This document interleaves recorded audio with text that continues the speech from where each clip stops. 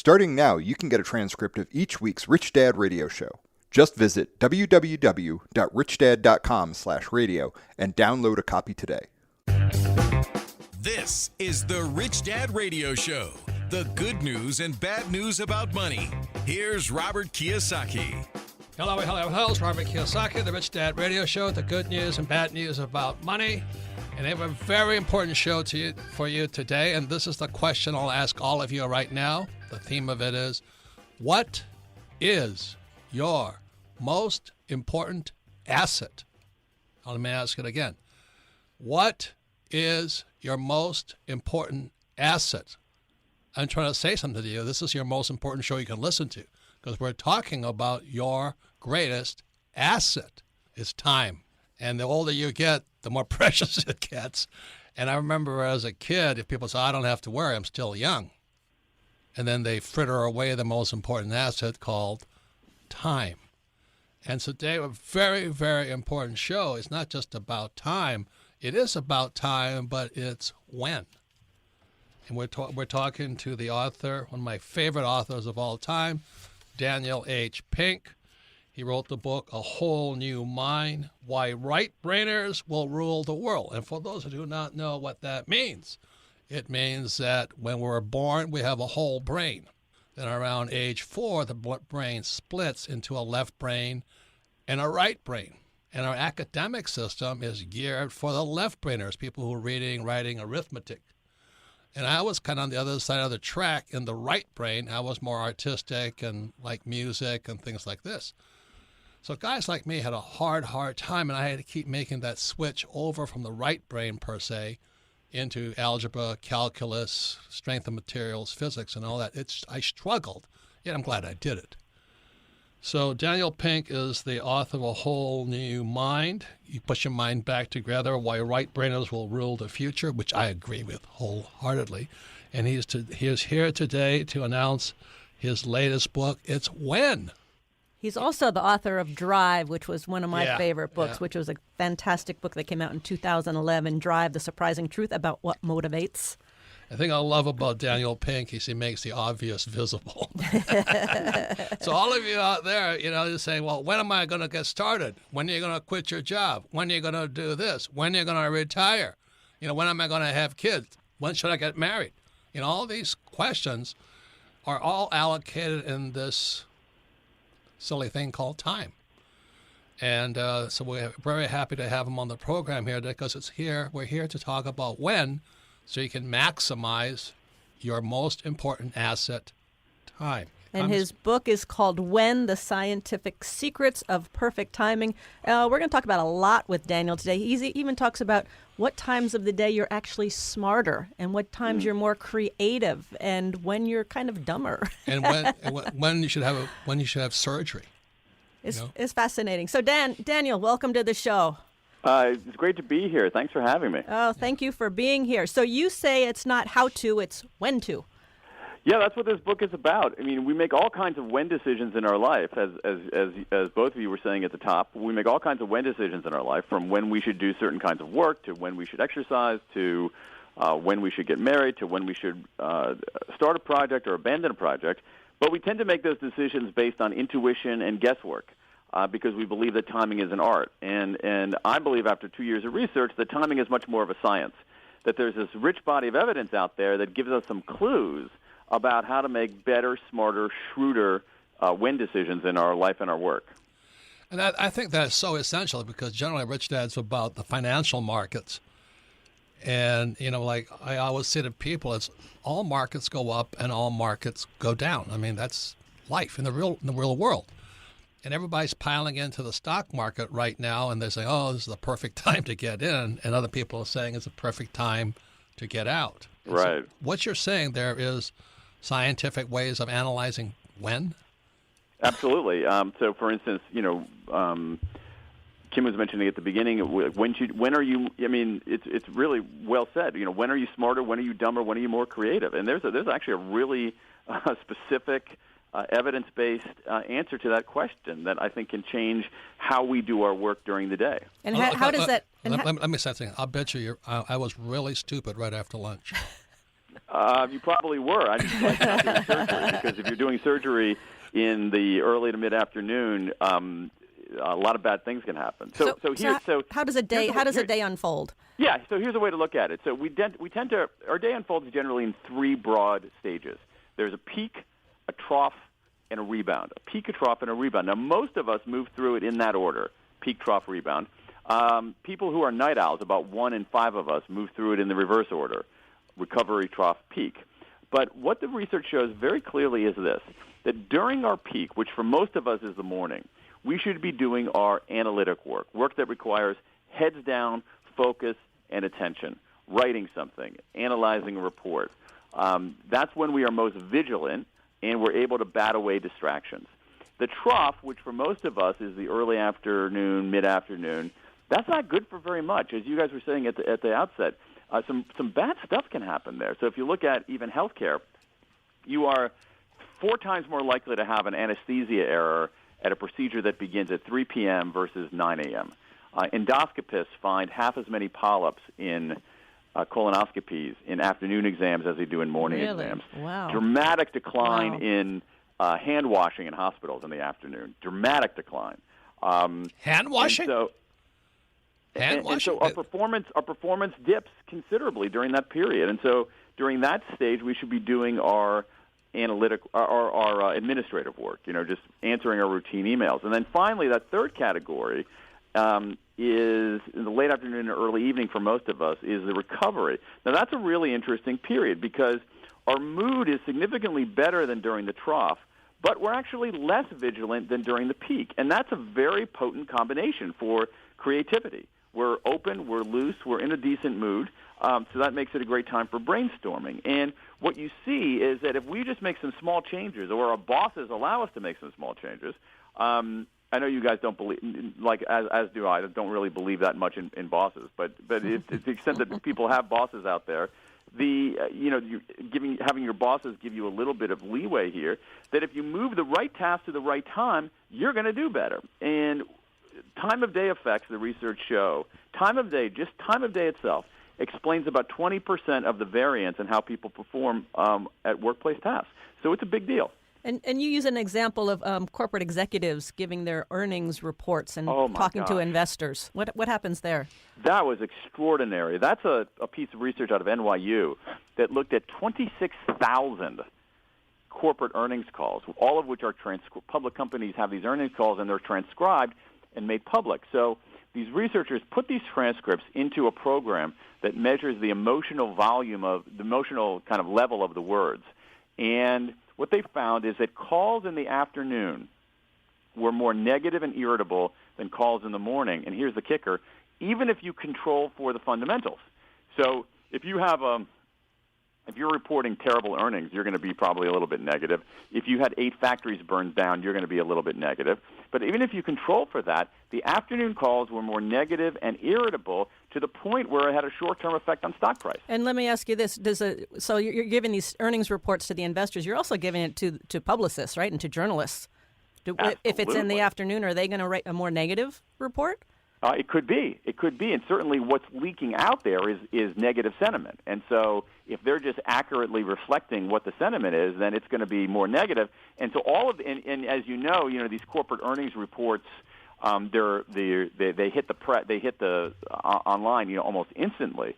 So this is why and it's terrifying in a way. You have a short-term effect on the stock price. And so again, here's the big problem here is that we tend to think that, what we do matters, how we do it matters, who we do it with matters, and they do, but we give short shrift to the question of when. And these questions of when have a material effect on our work, on our investments, even on our broader well-being. So let me ask you this question, because we have a Twittering president. Everybody now waits for him to tweet in the morning. What do you think's happening? Oh, man, I have no idea what's happening with that. But, maybe.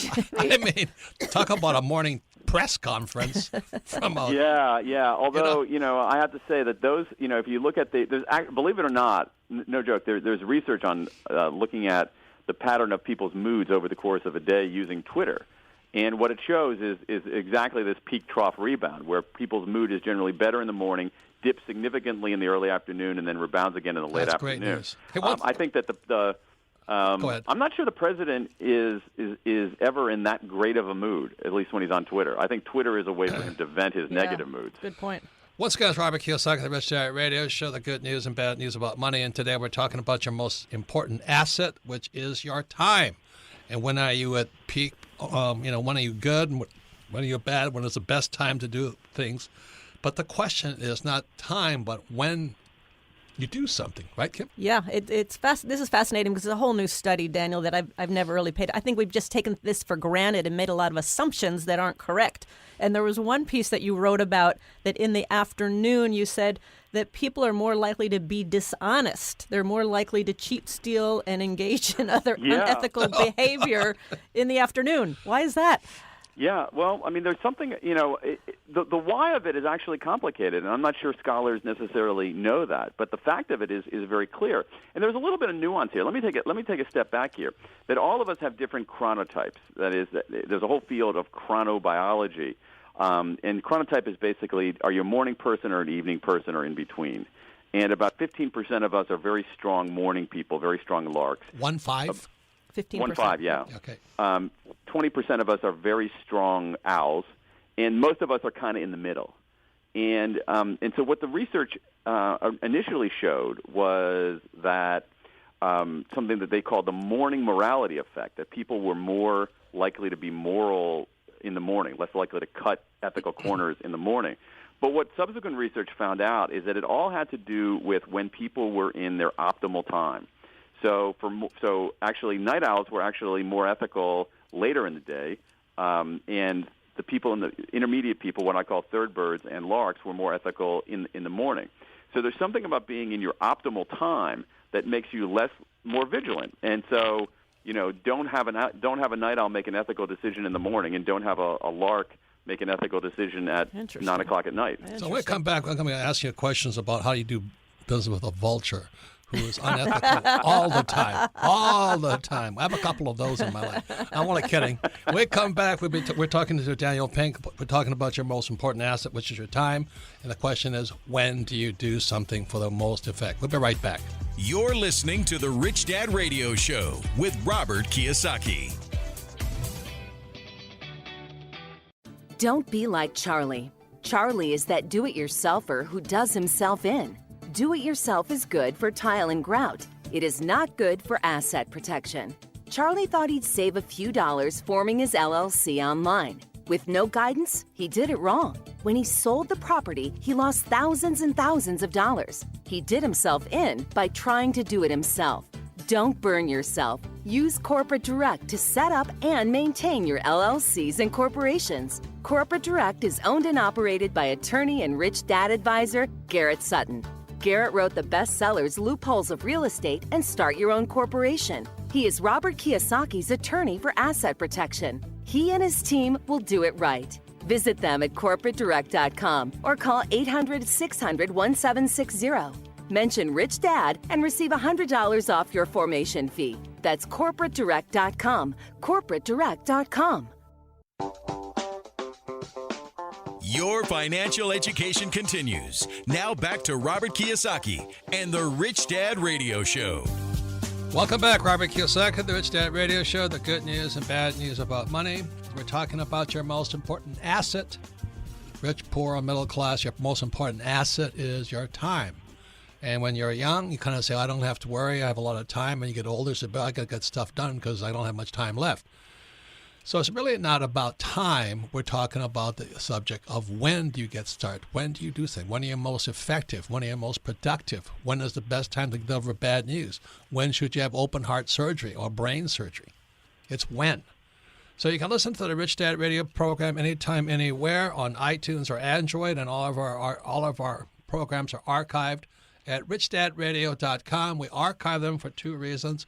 One is repetition is how we learn best. And the second thing is that you have friends, family, or business associates, get together, listen to this program and discuss it. If you listen to it and discuss it as a group, you'll be surprised at how much you will learn. And our guest today is Daniel Pink. He is the author of one of my favorite books, A Whole New Mind, Why right-brainers will rule the future. I like that thought, Comments, Kim?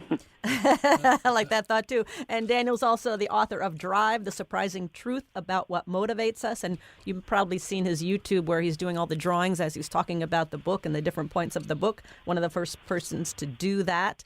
Also the author of To Sell is Human, The Surprising Truth About Moving Others. And today, his latest book just out is called When, The Scientific Secrets of Perfect Timing. And I highly, highly recommend it because I think we all make assumptions that are maybe not correct, and we take the whole thing of time and when we do things for granted. So this is eye-opening to me. And I haven't read the book, but I'd love to read To Sell is Human, The Surprising Truth About Moving Others, is because I grew up in a family, my poor dad, he and my mother, they all thought salesmen were crooks. There was such a negative bias towards salesmen. And that bias can affect your entire life because if you can't sell, there's no income. Sales equals income. So anyway, we're very excited about having Daniel Pink here, and we're talking about time. I want to ask a quick question. In my Hispanic, Latina, and Latino friends, they were known for taking siestas. And in the American culture, as you know, it was pretty much frowned upon that you take a siesta because Americans are driven. We got to keep producing. What have you found out about taking a break? Well, we were talking earlier about that afternoon trough and all the bad things that can happen there, and the remedy for that is breaks. What we know now about breaks is actually extraordinary. The science of breaks is telling us very, very clearly that we should be taking more breaks, and we should be taking certain kinds of breaks. Now, it doesn't have to be a full-fledged, 2.5-hour siesta where you have a giant meal and go home and have a nap. Oh, that sounds However, good. what it does show is that, and I'll tell you, I'm a sinner here. I've been saved. I was very much someone who never took breaks because I thought it was better to power through. Yes. Me too. Yes. Me too. So sort of hyper Puritan, hyper masculine, don't take breaks.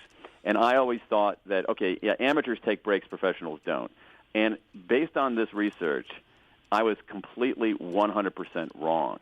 Amateurs are the ones who don't take breaks. Professionals don't take breaks. You look at how professionals in any field, whether they're athletes or musicians, they regularly take breaks. We should be doing the same thing. And what we know about breaks is that they restore our attention. They can reduce these medical errors. We see kids, some great research showing that kids do significantly worse on standardized tests when they take them in the afternoon, but you give them a 20 to 30-minute recess right before the test, their scores go back up. So what we know about breaks is, again, that we should be taking more of them, but we also know we should be taking certain kinds of breaks. What kind of breaks? What the science tells us is, number one, that something is better than nothing. So even a 5-minute break can be restorative. The second thing is that social is better than solo, even for introverts. So you're better off taking a break with somebody else. The third thing is movement is better than being stationary. So if you can take a break that involves some kind of movement, walking around, that's better. Fourth, and there's some great research on this. I found it really stunning to me is how much nature can be a replenisher. Simply being outside, seeing trees, seeing grass. And finally, and this is, I think, the most important one in 2018, given how we lead our lives, which is that fully detached beats semi-detached. So you really want to detach when you take your break. So if you go out for a nature walk outside and your nose is in your Instagram feed, that doesn't count. So you want to leave your phone behind, and when you take a break, you actually might want to talk about something other than work. And so what we need to do, and how I've changed my own behavior, is that every afternoon I write down, or on my list of things to do during the day, I write down 2 afternoon breaks that I'm going to take. I write down a break list. I write down what I'm going to do, when I'm going to take the break, and what I'm going to do. And I'm talking like 15-minute breaks to walk around the clock, to walk around the block. But to be very intentional and deliberate about scheduling those breaks and taking them can make a world of difference in that afternoon trough. And I find it very interesting. You touched on the Denmark study where the kids took a test in the morning, did better than the kids that took a test in the afternoon. But when the kids took a break in the afternoon, they actually did better than the morning. Exactly. However, our school system is getting rid of recess and breaks, man. and they want to put the power through the kids to get better grades, which is going to lead to worse grades. Correct? It's crazy. I'm shaking. I mean, this is the problem with radio is that you can't see your guests shaking their heads in disbelief. That's what I'm doing now. Yeah, you're exactly right, Kim. I mean, that's it's so misguided. And the good news here is that there is evidence, and I think my belief, maybe I'm naive, is that over time people can be persuaded by evidence. And what you see now is some very intriguing research out of Texas with low income kids, showing that the way to boost their standardized test scores is to give them more breaks, 4 recesses a day, because human beings are not meant to go and go and go and go and go without any moment of recharging. We always recharge our phones, but we don't recharge ourselves. And again, to me, the evidence here is just overwhelming. So what you're also saying then, there's a new buzzword called multitasking. Yeah. So you're on the treadmill and you're reading a book. Yeah. And then you're listening to a headset on your Audible. Okay. Can I ask another thing that was part of my generation with entrepreneurs was that, sleep was for losers? Because I had this one guy, I forget his name now, he was a very successful guy, and he was bragging that if he got more than 4 hours sleep, he hated himself. So he tasked himself to just stay constantly awake, less than 3 hours sleep and keep going. And you're saying that has completely changed now, right, in the findings? Yeah, I mean, I think you're totally right, Robert, on that. I mean, and I think it's a big change. Even, let's say, 15 years ago, it's partly in the entrepreneurial culture, but I think even in the broader work culture, somebody who came in, like that guy, someone who came into the office and said, I pulled an all-nighter last night. I only got 2 hours. I haven't gotten more than 2 hours of sleep any night for the last 2 weeks. I would look at that person 15 years ago as heroic, because that was very difficult for me to do. So I'm so frail, I'm such a wimp. And now what happened, though, and this is back to the point about evidence, is that the science of sleep began emerging. And we now understand that person who's pulling all-nighters and going by 2 hours of sleep is not a hero. He's probably a fool. He's hurting his performance. He might be hurting other people's performance. And I think that the science of breaks is where the science of sleep was 15 years ago, that we're about to have a change in, exactly as you're saying, Robert, in how we see breaks. And what we've got to do is we've got to see breaks not as a deviation from performance, but as part of performance. As I said before, something that professionals do, not something that amateurs do. The other thing is I noticed when the internet came out, a lot of these coders, they would never sleep. They just stayed up, drinking Monster and Red Bull and coffee and just powering through the coding. And that was part of the culture, or is still part of the culture. I mean, I think every once in a while that's all right, but as a sustained, first of all, I think it's probably overstated. I think there's some mythology there and their own self-reports about all of it. But as a sustained practice, it's a terrible idea. It goes against everything that chronobiologists, sleep scientists have learned about how human beings perform. You see the same thing with going. Let's go to teenagers, all right? With school start times for teenagers, you have a lot of these kids going to school early in the morning. They're sleep deprived. They're not performing better. They're performing worse, which is why you have the American Academy of Pediatrics saying to school districts all over America, please, please, please, please, please do not start school for teenagers before 8:30 in the morning. Is that right? My God. Hey, other thing crucial is you're talking about group timing and syncing with the boss. Yeah. Because in our company, people have they don't come to work when they want to, and they just sync out. And so they work at home and all this stuff. What's your thought on that? Well, I think there's certain kinds of group timing when groups have to be perfectly synchronized so that, a choir or a rowing team, that requires there to be a very clear boss. I think for most places that don't require that perfect synchronization in time, what you want to give people the liberty to match the time to their task. So, one of the problems we have with night owls is that the conventional work culture forces night owls to come in at 8 o'clock for a staff meeting, and they're miserable.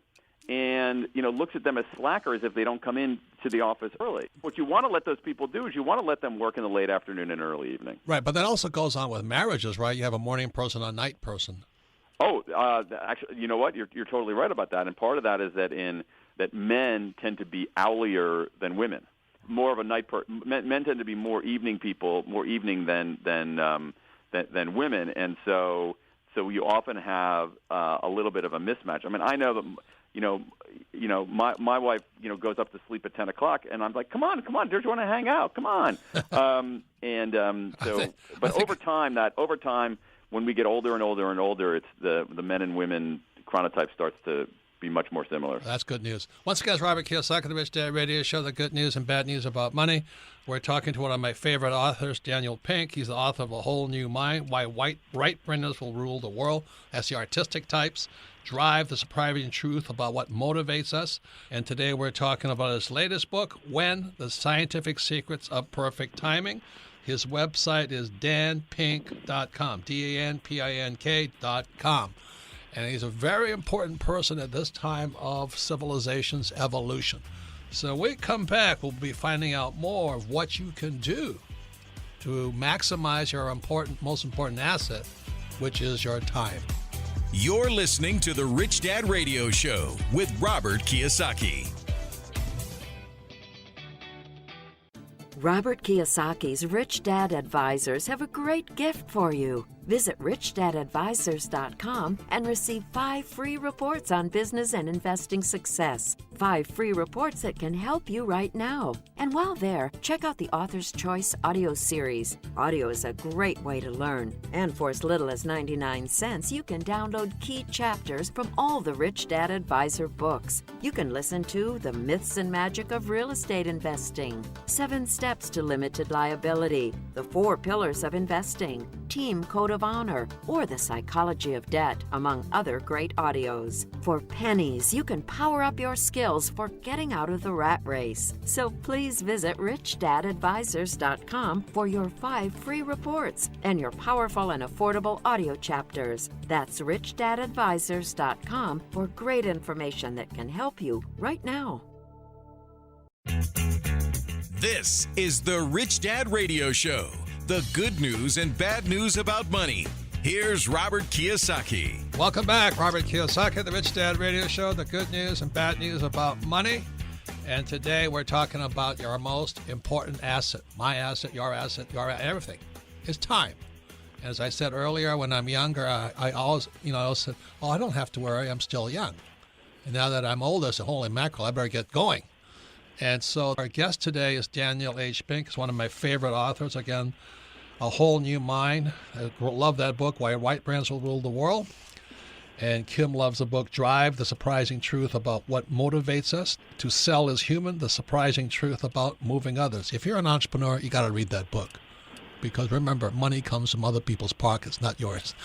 And then today we're talking about When, the Scientific Secrets of Perfect Timing.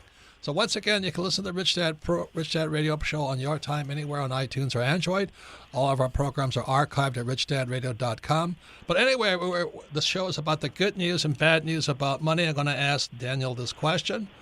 How do you give bad news? Because that's part of life. How do you give bad news? I have good news and I have bad news. Yeah, I mean, everybody has said that, right, Yep. Kim? I mean, I've got good news and bad news. I don't know how many times I've said it. Yep. I have yet to find any human being who hasn't said that.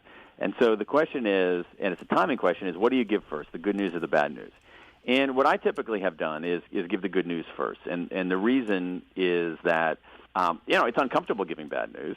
So you want to, I always wanted to ease into it. Some of it is also you don't want to be a complete aggressive jerk at the outset. You want to lay down a cushion before delivering the blow. And that ends up being completely wrong. And there's some interesting research out there by Angela Legg and Kate Sweeney showing that if you ask people, what do you want to hear first, the good news or the bad news? Forget about delivering the news. Vast majority of people want to have the bad news first. And the reason for that has to do with one aspect of endings on our life, which is that given a choice, human beings prefer endings that elevate. We prefer rising sequences to declining sequences. And so this is one thing that in the research that has completely changed how I do things. I always give the bad news first, followed by the good. And how else does endings, when you talk about endings, what do you mean by endings? How else does that play out in our life? Any kind of ending. So I'll tell you something else that's super, I think it's really super interesting. So this is research from Adam Alter at NYU and Hal Hirschfield at UCLA. So what is the age at which people are most likely to run their first marathon? Okay, what's the age at which people are most likely to run their first marathon? And what they found out is that the age that people are most likely to run their first marathon is age 29. Okay, that's sort of a weird number. And then you unpack it, though, it turns out that 29-year-olds are twice as likely to run their first marathon as 28-year-olds and 30-year-olds. Huh. Right? There's no physiological difference between 28-year-olds and 29-year-olds, between 29-year-olds and 30-year-olds, but 29-year-olds are much more likely to run a first marathon. Guess what other age people are likely to run their first marathon? 39. Guess what other age? 49. 49-year-olds are 3 times more likely to run a first marathon than 50-year-olds. And so this is another effect of endings. Endings energize us. They get us to move, and so this it's is the end of a decade. It's the end of a decade. Hey, Daniel, that's brilliant. Endings energize us. Absolutely, endings of all kind, and it's really interesting if you start.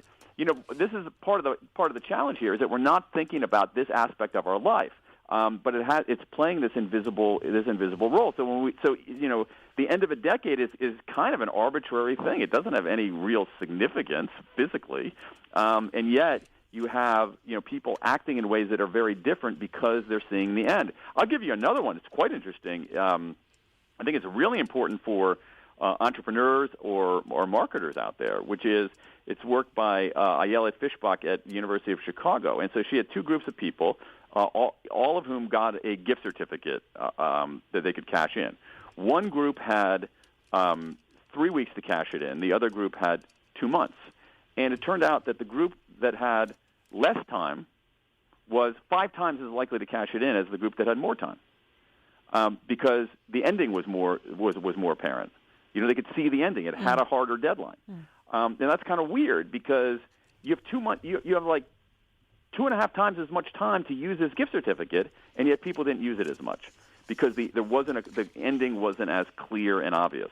But the other thing you talked about choir or singing in a chorus. Yeah. How does that affect our life? Wow, Robert, I was really blown away by this research. So I read about how we talked about this a little bit earlier. How do groups synchronize in time? Groups that have to be perfectly in sync with one another. So rowing teams, choirs, and what the research on choral singing it's remarkable. So let's take physically choral. If you were to draw somebody's blood, measure their immunoglobulin levels, which is a measure of their immune response, measure their immunoglobulin, then have them sing in a choir. Then take their blood again and measure their immunoglobulin one more time, they would have a heightened immune response. That is, their immune response would have improved. Singing in a choir raises people's pain threshold. So, in fact, it's actually being a treatment now for certain kinds of cancer patients dealing with severe pain. It has a significant mood boost. It can be a prophylactic against depression. But what's also amazing about it is that when people engage in these kinds of synchronous activities where they're in time with other people, afterwards they're more likely to help others. They're more likely to be open to people who don't look like them. I mean, they act in better, more generous, more charitable ways. And what's fascinating about the choral singing research is that it's not about singing. When people sing solo, they don't do these things. They don't have an elevated pain threshold. They don't have a heightened immune response. But there's something about singing in a group. And if you unpack all this, I mean, there's a very strong argument that singing in a choir is about as good for your mind, body, and soul as physical exercise. Wow, that's amazing. And that is yes, I thank you it's for saying amazing to that. me. I was blown away by that. Yeah. I had no idea. And so you say other types of activities, like you talk about rowing on a rowing team. It's very synchronistic. I captain which my Rob- rowing team, yeah. which is a fantastic sport. Well, rowing. Well, here's something interesting about rowing. And there's some really good research out of Oxford on this. Is that you measure? So rowing is an event. As Robert, is an event lathered in pain. All right. It's a painful sport, and yet when you measure how much pain people experience rowing alone and rowing in sync, like on an 8-person crew team, the people who are rowing on the 8-person crew team experience less pain than the people who are rowing alone. And you know why I signed up for the rowing team? Because I went to military school. The pain was so high in academics, I had to do something that was more painful. So I went out for rowing. But that was the only way I could get through the day, was my pain was so high for the 2 hours of rowing that I could face the pain of the military school. And there's something. I mean, they've identified this thing that, called, we've heard of runner's high, called rower's high, about rowing in groups with other people. Gives us a higher and higher pain threshold. There's a great book called The Boys on the Boat about. I just got that for my mom. That's interesting. Yeah, it's a terrific book about this team of American rowers and the underdogs in the 1936 Olympics. But the author of that book, when he's describing the rowers there, he has this really lovely turn of phrase where he says about these rowers: effort turned to ecstasy. Effort turned to ecstasy. It's a high. And it turns out that there's that the research on the physiology of rowing and synchronous activities shows that very clearly. And it's really curious. Like, there's something about being in sync, in time with other people, that makes us feel good and that makes us do good. So it's not just being on a team; it's that synchronistic aspect of it. There are advantages on being in a team, but there's something about being in a group enterprise where you're timed together. Rowing, for instance, as I said, choral singing, group dancing, that somehow makes people feel exceptionally good. And I think the super cool thing is, at some level, makes them better people. There's research on kids showing that if you take two groups of kids, one of them plays a kind of synchronous clap and tap game with the teacher, and the other one plays just a totally fun game. Afterwards, the kids who played the synchronous game are more likely to help the teacher, and this is, I think, really interesting, more likely to want to play with kids from a different race. So, I'm add to that, I flew for the Marine Corps, and I remember one of my instructors saying to me, said that formation flying was the bread and butter of military pilots. Interesting. And I didn't understand what he said until you start flying flying in formation is so terrifying because you're so close. You can see the bolts on the other guy's aircraft. And you're up close. You're going around at 200 miles an hour, flying through the skies. But once you get over that fear, the joy, the euphoria of flying in a flight of four, going into combat is a higher high than I've ever experienced in my life. And then we would all tune into the same radio station as we're flying into combat in Vietnam, and our favorite song was Black is Black. We all be singing away, flying in formation, flying into death, but we were high as kites. Interesting. That's fascinating. No drugs. I actually wish I would have written about that, because it's like this multiple form of synchrony. Yeah, it's unbelievable. So the exterior environment is combat, and we could see where we're going, the fighting up ahead, at the same time as flight of four helicopters flying together going in. And it was just euphoria. And it's hard to describe to people. Yeah. It's the same as my rowing team. The pain was so excruciating. But you crossed that finish line, the euphoria was out of sight. Now you have to join a choir, Robert. but that's what I was saying to earlier. Is in our old business, we used to sing all the time, we did. And then we got the gains in people's lives were so high. Exactly as it says, it took them out of their pain of their everyday life, and that's what we were doing. So I'm so glad learning, you explained it to me. You know who else? Who else did that as a teacher is Daniel Kahneman, the guy who won the Nobel Prize. Yeah. He when he was teaching statistics, which is for some people another enterprise lather and agony, he would teach it by having them sing songs about stats, and he found that made it easier for them to understand some of the principles. That's fantastic. Say, Daniel, we're out of time, but man, I want to tell you something. Your work is fantastic. Thank you. I so appreciate that. I have one final question, because all the research here is fascinating. And so, as a business owner, what would I take away? How could I make my team and my business better based on all this research? So a few things. So the most important thing is be as intentional about when as you are about who, what, and how. Make sure that people in your team are doing the right tasks at the right time of day. Analytic tasks during the peak, administrative tasks during the trough. creative tasks during the recovery. Make sure you integrate breaks into the workplace because they're part of performance. And then also be very conscious of the episodic nature of business and life. So the beginnings have one effect, midpoints have another effect, endings have another effect, and then, most important, always give the bad news first. Got it. Daniel, Beautiful. thank you very Thank much. you so Once much. again, you hit it out of the park. So thank you. you for your research, and thanks for enlightening the world. Thank you for having me on the program. It's been a joy. Thank you. Thank you. Keep up You're the a joy. great work. You're a gift. Once again, his website is danpink.com. Please check his work out. And please when we get the come book. back, we'll be going to the most popular part of our program is Ask Robert. You're listening to The Rich Dad Radio Show with Robert Kiyosaki. Don't be like Charlie. Charlie is that do-it-yourselfer who does himself in. Do-it-yourself is good for tile and grout. It is not good for asset protection. Charlie thought he'd save a few dollars forming his LLC online. With no guidance, he did it wrong. When he sold the property, he lost thousands and thousands of dollars. He did himself in by trying to do it himself. Don't burn yourself. Use Corporate Direct to set up and maintain your LLCs and corporations. Corporate Direct is owned and operated by attorney and rich dad advisor Garrett Sutton. Garrett wrote the bestsellers Loopholes of Real Estate and Start Your Own Corporation. He is Robert Kiyosaki's attorney for asset protection. He and his team will do it right. Visit them at corporatedirect.com or call 800-600-1760. Mention Rich Dad and receive $100 off your formation fee. That's corporatedirect.com. corporatedirect.com.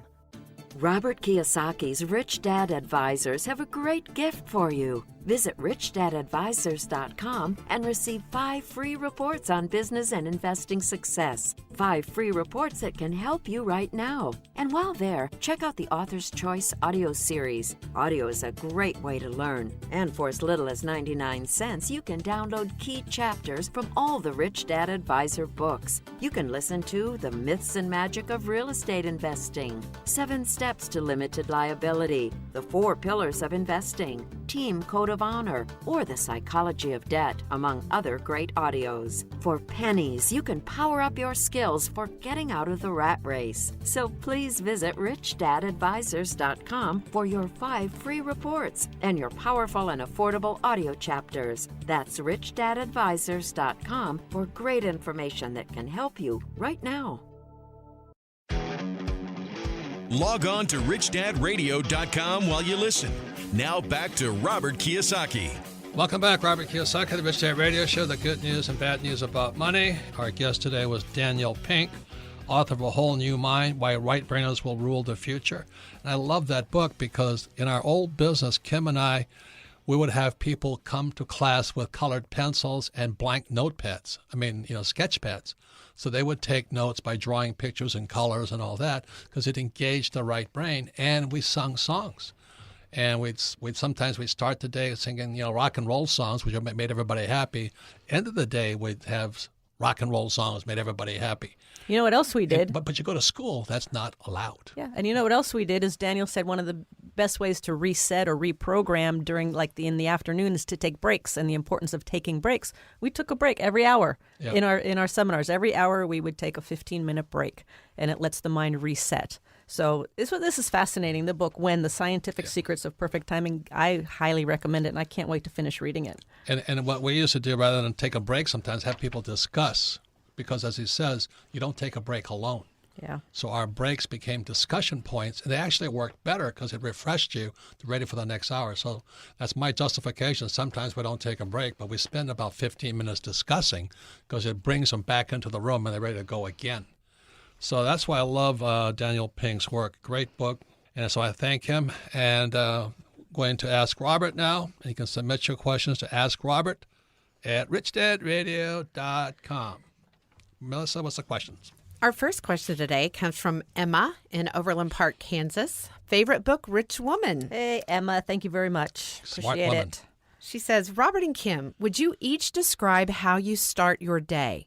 Do you have routines? Do you do them together or separately? May I answer that question? Because Daniel Pink was talking about it. I'm one of those guys that never slept, and I thought it was a macho thing to do.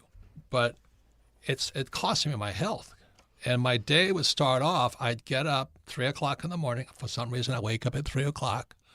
I drink 50,000 cups of coffee, hit my to-do list, and start checking it off. And then I said, well, I'll exercise in the afternoon. And I never exercised. I never took a break. And then I was exhausted. And pretty soon my health went way, way, way down to the point around 2007, 2008. I was in serious trouble. Not only mentally, emotionally, but physically, spiritually. So then this book comes out. It's called Miracle Morning. Please get that book, because that book changed my life. And what this book was talking about is how you start your morning is how you start your life. So at first it was really hard. So I would get up, and he said, meditate. If I meditated 2 minutes, it was a long time. And then read not my to-do list, not The Economist or the Wall Street Journal. I had to read an inspirational book, something like a Daniel Pink book, or I had so many book, Rules for a Night and all this. It just got my spirit in going. And then I would spend about 10 minutes working out. And what's happened over time, as Kim has seen it, now I meditate for an hour, I work out for an hour, and I read for about an hour before I start my day. And that has changed my whole outlook on life. I actually sleep more. Any comments on that, Kim? No, I've seen a huge change since you've done that routine. And, they say the first 30 minutes of the start of your day, the last 30 minutes at the end of your day are so important. And right. I'm certainly not as disciplined as you are, because I'm really working on that first. Disciplined. No, I'm working on that first 30 minutes to really use it to my best use. And I typically will read something from a personal development book. I'm getting into meditation more, but the first 30 minutes to focus on more what I'm grateful for, instead of getting out of bed and going, got to do this, got to do that, got to do this, got to do this. Yes, I want to kind of slow down that first 30 minutes and read a little bit, something inspirational, and do my gratitude process. So the book is called Miracle Morning. The author is Hal Elrod. He's been a guest on our program, but that book has changed my life. My health has got up. I sleep more. I'm exercising more. I'm doing things more.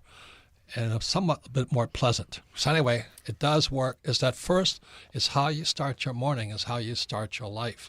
Like this morning I got up, I said, I don't have time to exercise, the normal routine.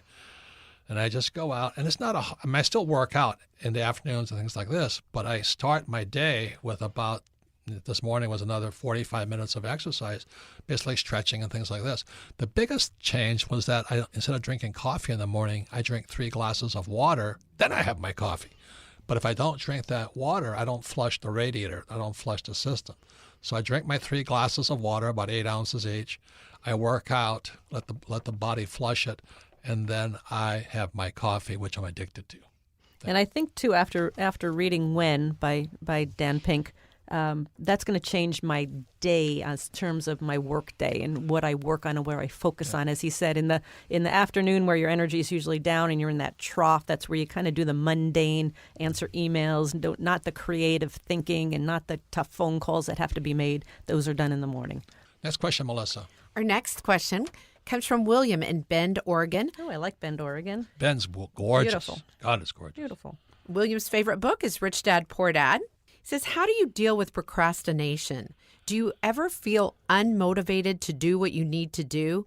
If so, how do you reset and get back on track? That's a fantastic question. And again, that's a book. There's a process called the Kolbe process, because we're all different. I'm one of those persons that I wait till the last minute. And me too. It's Kolbe. Please get that. I think it's cost $50 to do an analysis of yourself. And there's people who start early. But the Kolbe system, I don't worry about it anymore. I'm always working, but if I have a project, I wait to the last minute. And I don't know why, but I'm more effective that way. So I just stopped worrying about procrastinating and just kind of got on with what I had to do, knowing I had this project coming up. So the way I handle my procrastination, I give myself what I call a deadline. I hate that word, but I'm going to do something on this date. And the way I get it is I say, everybody's going to come together. I'll do it on this date. And because everybody's going to show up and I'm going to do it, then I have to do it. But if I don't give myself some event where embarrassment is paramount, I probably don't do it. The point with Kolbe is we're all different. And if you analyze Kolbe, You may be better, is Kolbe.com, do an analysis of yourself. And then you can better live with yourself, is what I'm saying. There's some people who are analysis paralysis and they don't do anything. And I'm one of those guys that waits till the last minute and does it. But I learned more than the guy who analyzed everything. Well, and I do the same thing. I mean, I procrastinate. I wait to the last minute. So I also give myself a deadline. And one of the things I do is I make sure that there's other people counting on me to deliver. So that brings it up for me. And speaking of Kolbe, I still remember in Kolbe, she talked about my Kolbe and my personality is that I do wait to the last minute. So she says, so if you're going to if Kim needs a deadline, she's talking to our company, if Kim needs a deadline, give her a deadline. But don't give her a fake deadline. Don't say it needs to be here on Monday when it really needs to be there on Thursday, because that will upset her. And sure enough, that happened like a month later. Somebody gave me a fake deadline and I went ballistic. So I operate well on deadlines, but especially if somebody else or some other people are counting on me to deliver on that time. And Kolbe, Kolbe, has this great analytics of how you put a team together. It's the best I have ever seen because we're all different. And they have a thing called a matrix. And we have 12 different character types.